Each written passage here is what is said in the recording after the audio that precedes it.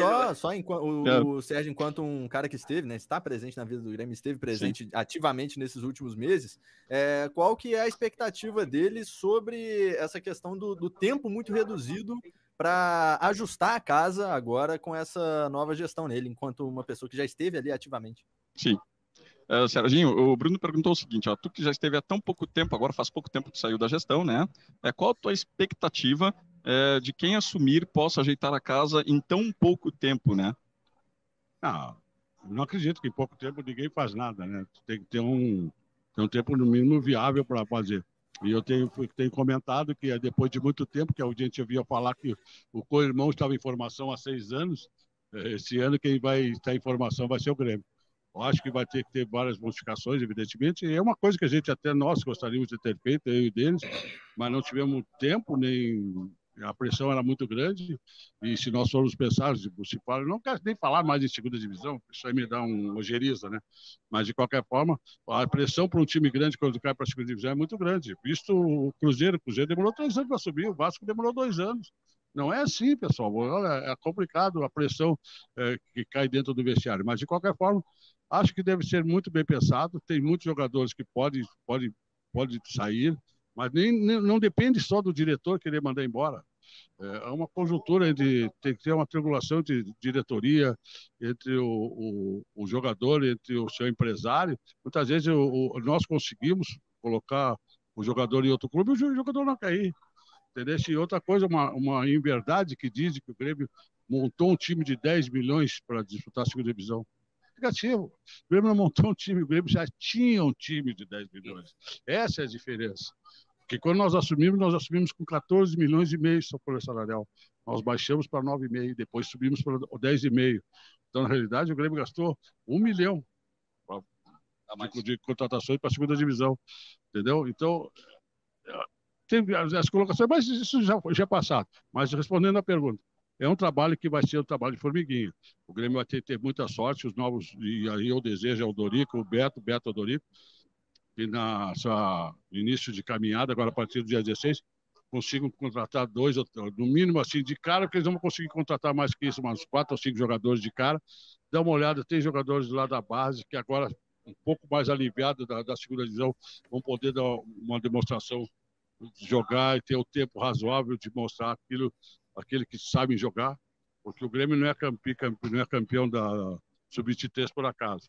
O Grêmio está aí com uma geração ontem mesmo, de Sub-17, que está finalista do Campeonato Brasileiro. Poxa, então tem jogadores da base, eu tenho certeza. Tem vários jogadores que tu que acompanha, sabe muito bem. Tem no mínimo, e eles botarem todos eles juntos, vai ser complicado. Mas eles mesclando ali, entende? Com jogadores experientes, por exemplo. Uma coisa é tu jogar, o Cuiabano jogar com jogadores da base. Outra coisa é ele jogar ao lado do Jeromel e do Kahneman. Ele vai ter tranquilidade. Então, esse é um jogador que eu aposto muito. Entre eles tem mais um que não tem aparecido mesmo, o Casão. Mas é um jogador que tem porte, tem altura, é um jogador que, dando o tempo necessário, vai dar resultado.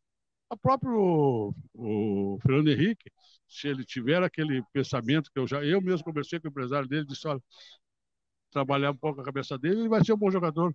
O Lucas Cauã, o problema dele não é técnico, o problema, ele tem todas as ferramentas para ser um grande lateral direito. O problema dele é muito mais psicológico. Ele se entrega em relação a ele mesmo.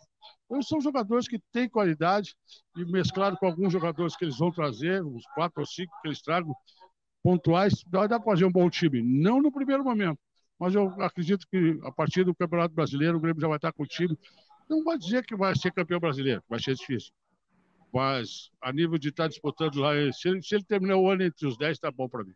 Serginho, eu sei que tu acompanhava, só fazer essa pergunta, tu acompanhava muito a base, tu ia muito à base, né, eu sei que tu ia muito lá, até dava umas treinadinhas na esteira, né, que eu tô sabendo, né. Serginho, tem algum jogador, assim, que tu deposita uma confiança maior, assim, que tu tem uma esperança maior, um jogador que te chamou mais a atenção, assim, que já que tu tinha essa transição aí na base também? Tu sabe que eu estou falando, só o número 10, o número 10 sub-17, né? Tu sabe que é o que eu estou falando, estou apaixonado, né? É um jogador que tem todas. Mas tem outros jogadores também que apareceram bastante bem. Mas é como eu te disse, é que é fácil botar agora, todo jogador que entra num time armado, fica muito mais fácil, né? O time de formação é diferente. E tu tem que ter, veja bem, Teve jogadores que tu tem tudo na vida, tu tem que ter sorte, estar no momento certo, na hora certa. O Arthur. O Arthur entrou no time do Grêmio, quem é que ele tinha ao lado? O Michael, que deu o suporte necessário. Saiu o Arthur, agora não tem mais outro. Quem que veio? Matheus Henrique. Quem é que tinha do lado? É isso que eu digo. Então, eu acho que se tu tiver uns jogadores que... Aí entra outro problema. Eu não sei se eu deveria falar isso, mas vou falar. Os jogadores mais antigos ter um pouquinho mais de tranquilidade, ter mais condicência de ajudar os jogadores mais jovens. Foi forte essa, né, Bruno? Tu ia perguntar, Bruno? Diga. Não, ia fazer uma pergunta também sobre essa questão dos últimos meses, Torbes. Bem tranquila mesmo, nada pesado, mas assim, se olhando de fato com calma agora para trás, para esses meses, para a queda do Grêmio, se o Sérgio faz uma autocrítica, faria algo de diferente ou tem alguma crítica à gestão? Entendi. Serginho, a pergunta do Bruno é bem legal, gostei muito da pergunta. Ele perguntou assim, ó. Bruno, que ele repita bem como você colocou, né? Ele não vem botar a bola nas costas aqui. Não, eu vou falar aqui, o Bruno vai acenar assim, né, Bruno? A tua cena esse foi certo. O Bruno tá rindo, né? Mas aqui eu conheço, aqui, ó. Você conhece aquela pelotasse nas costillas? Assim, ó, a pergunta do Bruno é o seguinte, ó. O Serginho, lá de 2021, tá? Que teve lá naquela situação toda, o Grêmio caiu. O Serginho de hoje faria algo de diferente? Tem alguma outra crítica que tu fez de ti, assim? Faria algo de diferente naquele ano? Sempre tem coisas para melhorar, a gente sempre aprende, mas eu acho o mais importante, que eu vou dizer, ó, a única coisa assim que eu gostaria que o Grêmio tivesse sido um só, não de um lado e outro do outro. A divisão, né? A divisão fez muito mal para nós, sabe? Eu acho que em determinados momentos, olha, vocês não sabem que a luta árdua que teve eu e o Denis contra, olha, Fogo Amigo é a pior condições que tem. Trabalhar assim. Agora, a gente teve erros, claro que teve. E um dos maiores erros, eu digo para o Denis, foi coração, não foi coração e não foi razão. E ele está se cobrando e eu cobrei dele isso. Só que o maior erro nosso, esse eu posso dizer que foi um grande arrependimento. Não, nossa, eu assumo porque eu estava com eles. Eu acho que eu não sou cara de abrir. Se ele errou, eu errei. Eu erro, ele erra. Nós erramos, tá? Foi quando na entrevista, quando nós caímos, que ele no coração, ele disse assim, o Mancini continua. Ali eu quase caí da cadeira. Ali eu senti que ali era o nosso início de grandes problemas que nós devíamos ter. Ele não deveria ter dito nada, nós poderíamos ter conversado, e com certeza, se nós tivéssemos conversado, o Mancini não teria continuado. Não pelo Mancini, o Mancini é um cara sensacional, mas ele não teria continuado. Nós teríamos já iniciado o ano com o Roger. Pela pressão, né? Pela pressão. Eu acho que ali nós iniciamos com uma pressão que não precisava. Entende? Além de ter caído da segunda divisão, nós botamos mais um peso no nosso barco, que o barco e a deriva estava sempre andando assim, ó. Qualquer marola ia entrar água dentro. Ali foi o nosso grande erro. Agora, eu posso dizer o seguinte, eu aprendi muita coisa. É claro que eu não posso dizer para vocês tudo que eu vi dentro do vestiário, mas volto a frisar, em todo grupo tem que ter jogadores com experiência e jogadores jovens. Mas o importante é que os jogadores experientes aceitem os jovens. Olhem no prisma que os jovens vão correr também por eles, vão dar mais força, vão dar mais energia para eles dentro do campo. Esse é o mais importante, porque hoje o futebol sem força, sem velocidade, não chega a lugar nenhum. O futebol está muito intenso hoje, o time do Grêmio nunca foi intenso. Entende? E eu aprendi também, eu já tinha isso, acho que o futebol mudou muito, muitas vezes disseram que eu e deles eram do passado, mas só o futuro a Deus pertence. O passado tu pode trazer coisas e agregar ao presente, esse é o mais importante. E as pessoas dizem, não, vocês têm que ser mais futurologistas. No futuro eu não sei o que vai acontecer, eu sei o que aconteceu no passado. Então hoje eu não faria algumas coisas que eu já fiz.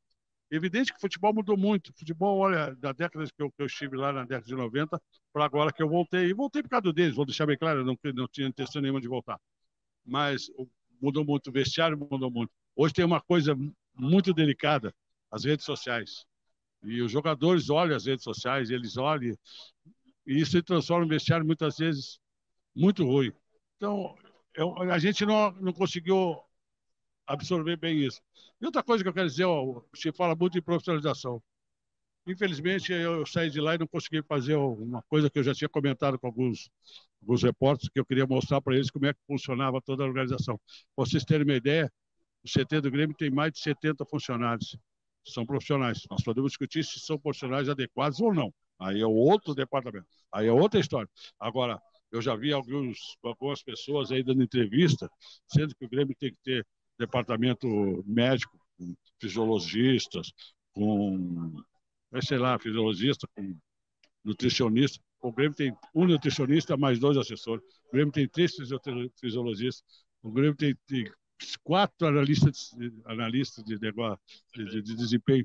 Tem 3 que procurando, passa o dia inteiro procurando o CDD que eles mandam para nós. Um dia eu posso até dar para vocês jogadores que eles nos mandaram. Uma relação de jogadores, aí tu começa a olhar, esse não dá porque é dinheiro, esse não dá, e tu começa a baixar. Aí tu chegava no jogador, não, mas eu não quero jogar a Série B. Aí vinha um jogador e disse assim, jogador de 30 anos, 31 anos, que queria 3 anos de contrato. Eu não vou dar 3 anos de contrato para um jogador de 30 anos, meu velho. Eu sou diferente. Deram no passado, eu e dele, nós tínhamos concepção que não. Um dos maiores cuidados que eu tive, isso eu posso te dizer, esse não foi erro, pode ter certeza. Eu diariamente cobrava do CR, jogadores novos, quando é que vê esse contrato? Não quero pagar vale de sair daqui um jogador que tenha estoure e vai embora porque não tem renovado o contrato. Como foi o caso do Gabriel, como foi o caso do Bitelo, que nós renovamos um patamar muito menor do que os outros jogadores, mas com cláusula de produtividade. Se ganhar X, se você ficar 15 jogos de titular, ganhar mais X, e assim, você vai fazer seu salário. Eles aceitaram. Nós renovamos o Lucas Cauã, nós renovamos já por mais 3 anos, o Cuiabano, trouxemos o Natan, entende? Então tem vários jogadores. Tu fala de categoria de base, eu quando chegou em janeiro do ano passado, nós não tínhamos jogador para compor o grupo, porque a transição estava treinando. Eu disse para o Mancini, nós vamos baixar 4 jogadores lá que vieram da São Paulo, eles descem do ônibus e eu vim treinar aqui. Tu vai olhar, se tu gostar, gostou, senão eles vão embora para coisa. No mínimo um deles ficou, que foi o Gabriel. Todo mundo trabalha junto. Entende? Nós erramos juntos e acertamos juntos. Vou fazer uma última pergunta aqui para liberar o Serginho. Se tu puder falar, tá, Serginho? Gabriel Menino foi um desses jogadores que não aceitou vir jogar a Série B? Peguei nessa. Peguei nessa.